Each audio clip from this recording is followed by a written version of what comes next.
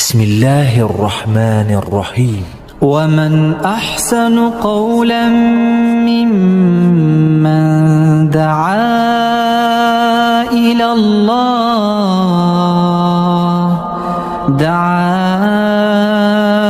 إلى الله وعمل صالحا وقال إنني من المسلمين. السلام عليكم ورحمة الله وبركاته. الحمد لله رب العالمين والصلاة والسلام على أشرف المرسلين وعلى آله وصحبه أجمعين أما بعد. ബഹുമാന്യരായ സഹോദരങ്ങളെ, വിശുദ്ധ ഖുർആനിലെ സൂറത്തു അൽ അംബിയായിലെ 45 മുതലുള്ള വചനങ്ങളാണ് ഇന്ന് നാം ചർച്ച ചെയ്യുന്നത്. 45 മുതൽ 47 വരെയുള്ള വചനങ്ങൾ ആദ്യം നമുക്ക് ശ്രദ്ധിക്കാം. ബിസ്മില്ലാഹിർ റഹ്മാനിർ റഹീം. ഖുൽ ഇന്നമാ ഉൻദിറുകും ബിൽ വഹ്യ് വലാ യസ്മഉ الصُّمُّ الدُّعാഅ ഇദാ മാ യുൻദറൂൻ ولئن مستهم نفحة من عذاب ربك ليقولن يا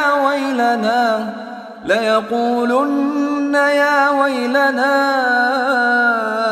إنا كنا ظالمين ونضع الموازين القسط ليوم القيامة فلا تظلم نفس شيئا وإن كان مثقال حبة من خردل أتينا بها وكفى بنا حاسبين. നബിയെ പറയുക, നിശ്ചയമായും വഹ്യ് അഥവാ ദിവ്യബോധനം കൊണ്ടത്രേ ഞാൻ നിങ്ങൾക്ക് താക്കീത് നൽകുന്നത്. ബദിരന്മാർ അവർക്ക് താക്കീത് നൽകപ്പെടുമ്പോൾ വിളിക്കുന്നത് കേൾക്കുകയില്ല. പക്ഷേ നിന്റെ രക്ഷിതാവിൻ്റെ ശിക്ഷയിൽ നിന്ന് ഒരു നേരിയ കാറ്റ് അവരെ സ്പർശിച്ചാൽ തീർച്ചയായും അവർ പറഞ്ഞു പോകും, ഹാ ഞങ്ങളുടെ നാശം, നിശ്ചയമായും ഞങ്ങൾ അതിക്രമികളായിരുന്നു എന്ന്. ഖിയാമത്ത് നാളിൽ നാം നീതിപൂർണമായ തുലാസുകൾ ഏർപ്പെടുത്തുന്നതാകുന്നു.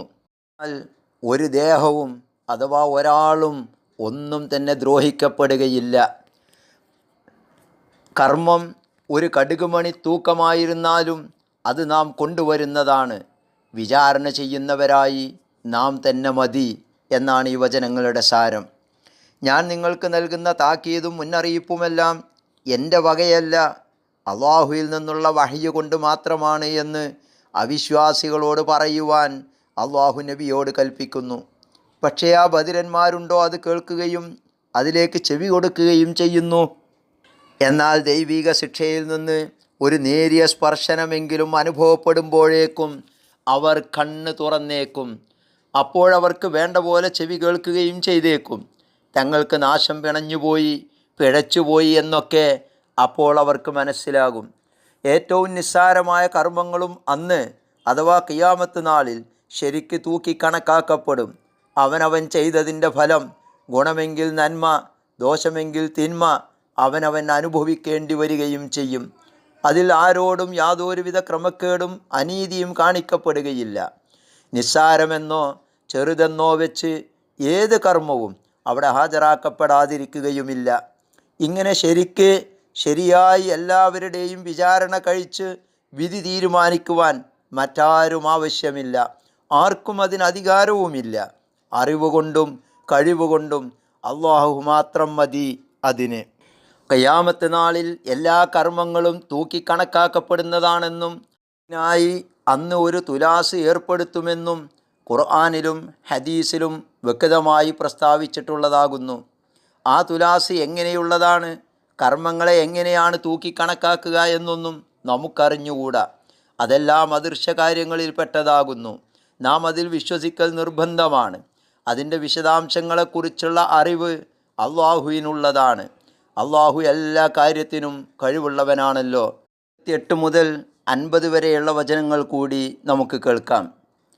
ولقد آتينا موسى وهارون الفرقان وضياء وذكرا للمتقين الذين يخشون ربهم بالغيب وهم من الساعة مشفقون وهذا ذكر مبارك أنزلناه أفأنتم له منكرون മൂസാക്കും ഹാറൂനിനും നാം വിവേചന പ്രമാണവും വെളിച്ചവും ഭക്തജനങ്ങൾക്കുള്ള ഉത്ബോധനവും നൽകിയിട്ടുണ്ട്. അതായത് അദൃശ്യമായ നിലയിൽ തങ്ങളുടെ റബ്ബിനെ ഭയപ്പെടുന്നവർ, അവർ അന്ത്യസമയത്തെ സംബന്ധിച്ച് പേടിക്കുന്നവരുമാണ്. അങ്ങനെയുള്ളവർക്ക് ഇതാകട്ടെ നാം അവതരിപ്പിച്ച അനുഗ്രഹീത ബോധനമാകുന്നു. എന്നിട്ടും നിങ്ങളതിനെ നിഷേധിക്കുന്നവരാണോ എന്നാണ് ഈ വചനങ്ങളുടെ സാരം. സത്യാസത്യങ്ങൾക്കും ന്യായാന്യായങ്ങൾക്കുമിടയിൽ വിവേചനം ചെയ്ത് വേർതിരിച്ച് കാണിക്കുന്നതുകൊണ്ട് ഖുർആനിനും തൗറാത്തിനും ഫുർഖാൻ അഥവാ വിവേചനം എന്ന് പറയപ്പെടുന്നു. ഇവിടെ തൗറാത്താകുന്ന വിവേചന പ്രമാണങ്ങളാണ് ഉദ്ദേശ്യം. സന്മാർഗം കാണിക്കുന്നതിനുള്ള വെളിച്ചമാണ് ളിയാഹ് അഥവാ വെളിച്ചം എന്ന വാക്കുകൊണ്ട് ഉദ്ദേശ്യം. ഭക്തജനങ്ങൾക്കുള്ള ഉത്ബോധനം എന്ന് വിശേഷിപ്പിച്ചത് ഉത്ബോധനങ്ങളും ഉപദേശങ്ങളും അവർക്കാണ് ഉപയോഗപ്പെടുക എന്ന് സൂചിപ്പിച്ചുകൊണ്ടാകുന്നു. ഭക്തജനങ്ങൾ ആരാണെന്ന് തുടർന്ന് വിവരിച്ചിട്ടുമുണ്ട്.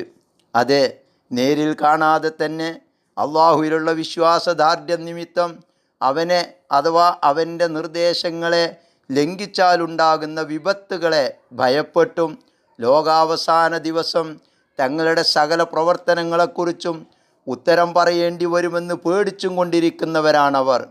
നേരിൽ കണ്ടത് മാത്രമേ വിശ്വസിക്കുകയുള്ളൂ എന്ന് ശഠിക്കുന്നവരെയും ഭാവിയെക്കുറിച്ചോ അള്ളാഹുവിൻ്റെ ശക്തി മാഹാത്മ്യത്തെക്കുറിച്ചോ ചിന്തിക്കാത്തവരെയും ഉപദേശിച്ചിട്ട് ഫലമുണ്ടാവുകയില്ല.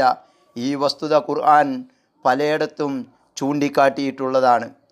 മൂസാ നബിക്ക് തൗറാത്തും ദിവ്യബോധനവും ലഭിച്ചിരുന്ന വിവരം യഹൂദർ വഴി അറബികൾക്ക് കേട്ട് പരിചയമുള്ളതാണ്.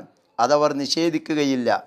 കാരണം മുഹമ്മദ് നബി സല്ലല്ലാഹു അലൈഹി വസല്ലമക്ക് വേദഗ്രന്ഥവും ദിവ്യബോധനവും ലഭിച്ചതിൽ വിശ്വസിക്കാതിരിക്കുവാൻ യാതൊരു ന്യായവും അവർക്കില്ല. അതുകൊണ്ടാണ് എന്നിട്ടും നിങ്ങൾ നിഷേധിക്കുന്നവരാണോ എന്ന് അള്ളാഹു അവരോട് ചോദിക്കുന്നത്. അള്ളാഹുവിൻ്റെ ഈ വചനങ്ങൾ ഉൾക്കൊള്ളുകയും ജീവിതം അതിനനുസരിച്ച് ചിട്ടപ്പെടുത്തുകയും ചെയ്യാൻ നമുക്കും ബാധ്യതയുണ്ട്. അള്ളാഹു നമ്മെ അനുഗ്രഹിക്കുമാറാവട്ടെ. അസ്സലാമു അലൈക്കും വറഹ്മത്തുള്ളാഹി വബറകാതുഹു.